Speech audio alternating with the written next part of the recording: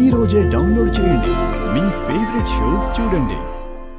ఏంట్రా సార్ నుండప్పుడే బావకి షిఫ్ట్ అయిపోయావా? నిన్న మీరే కదా సార్ భూమి యొక్క టాపిక్ వచ్చినప్పుడు ఆ అక్కేంటి మీ అక్కే అనుకో నువ్వే నా బామర్దివని మీరు అన్నారు కదా సార్, అందుకే అలా పిలిచాను సార్. ఒకవేళ మీరు హర్ట్ అయి ఉంటే సారీ సార్. ఆ మాత్రానికి ఎందుకు హర్ట్ అవుతానురా? నువ్వు బావా అని పిలుస్తావా?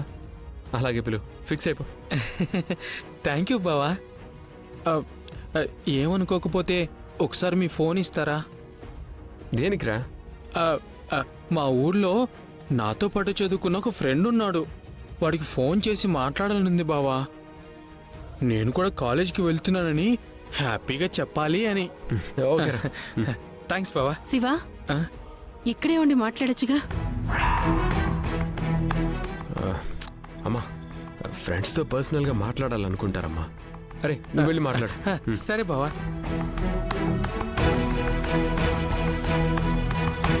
చాలా తక్కువ టైంలోనే శివ మనతో కలిసిపోయాడు కదా నాన్న. అవునమ్మా.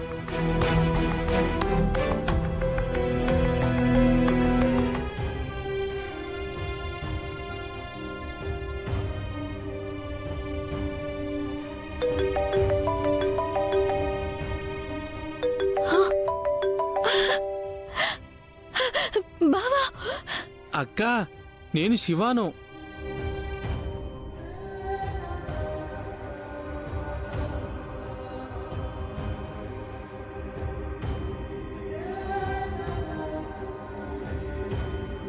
రే, నువ్వు ఈ ఫోన్ నుంచి ఫోన్ చేసావేంట్రా? కంగారు పడకక్క, ఫ్రెండ్తో మాట్లాడాలని చెప్పి బావ దగ్గర నుండి ఫోన్ తీసుకున్నాను, పక్కకు వచ్చి మాట్లాడుతున్నానులే. సరే, ఏంటి విషయం? అక్కడ నిన్ను ఎలా చూసుకుంటున్నారు?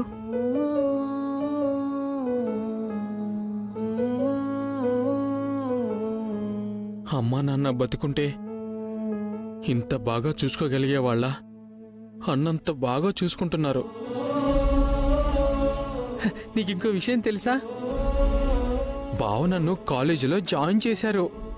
అది కూడా చిన్న కాలేజ్ కాదక్క, నా కలలో కూడా ఊహించలేనంత పెద్ద కాలేజు. ఆయన దేవుడ్రా, ఎవరినైనా అలాగే చూసుకుంటారు.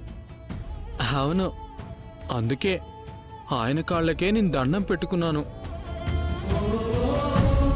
నిన్న నీకు పెళ్లి ఫిక్స్ అయిందని తెలిసి నా దరిద్రం వదిలిపోయిందన్నట్టుగా జాలీగా మాట్లాడుతూ బావ అందరికీ స్వీట్స్ తినిపించారు.